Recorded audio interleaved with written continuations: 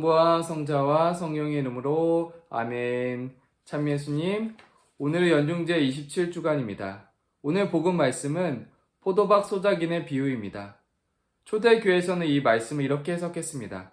포도밭 주인은 하느님, 포도밭은 이스라엘, 농부들은 종교 지도자들, 주인이 보낸 종들은 구약의 예언자들, 사랑하는 아들은 예수님으로 보았습니다.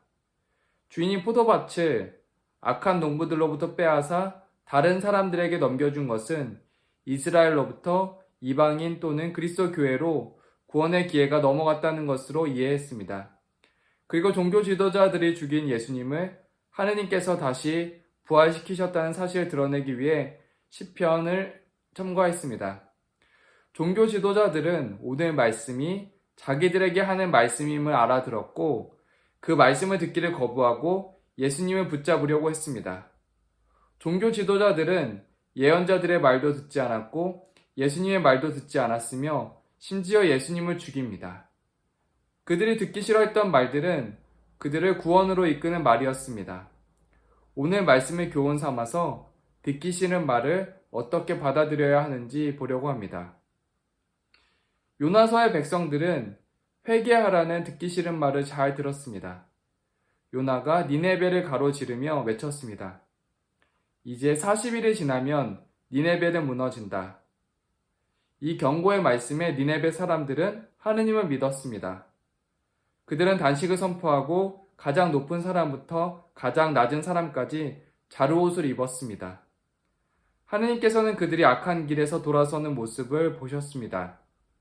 그래서 하느님께서는 마음을 돌리시어 그들에게 내리겠다고 말씀하신 그 재앙을 내리지 않으셨습니다.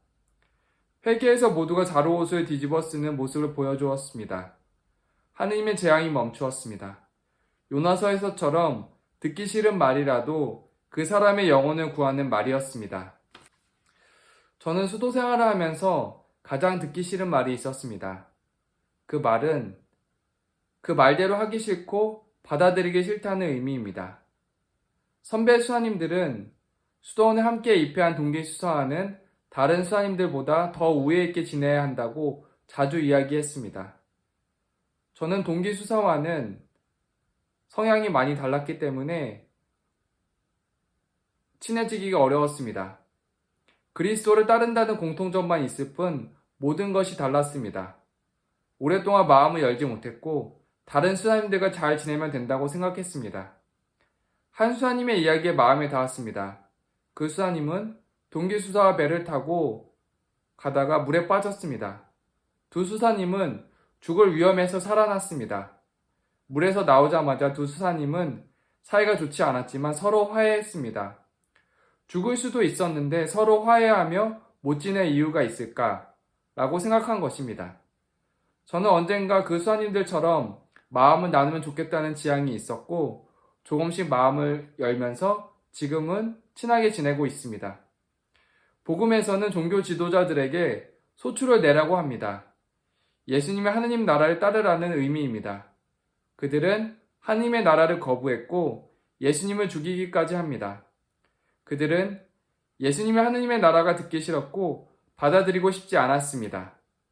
결국 그들은 구원과는 멀어졌고 구원은 소출을 내는 민족들, 즉 예수님을 믿는 이들에게 전해졌습니다.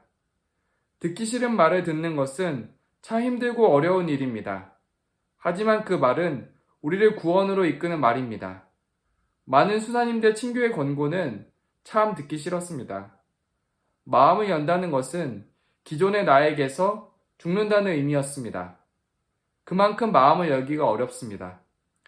저는 마음을 열기가 어려웠지만 열고 나니 구원의 길임을 알게 됩니다. 일상에서 한 사람이 내게 듣기 싫은 말을 한다면 무시할 수도 있습니다. 하지만 두 사람이 같은 조언을 해준다면 그 말은 우리를 구원으로 이끄는 말일 수 있습니다. 듣기 싫은 말은 잔소리가 아니라 듣기 싫은 말은 우리를 구원으로 이끄는 첫걸음입니다. 성부와 성자와 성령의 이름으로 아멘.